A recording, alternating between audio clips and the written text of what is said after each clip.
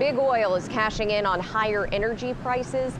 ExxonMobil, Chevron, and Shell all reported blockbuster profits this week. Exxon earned $14.5 billion in the last 3 months.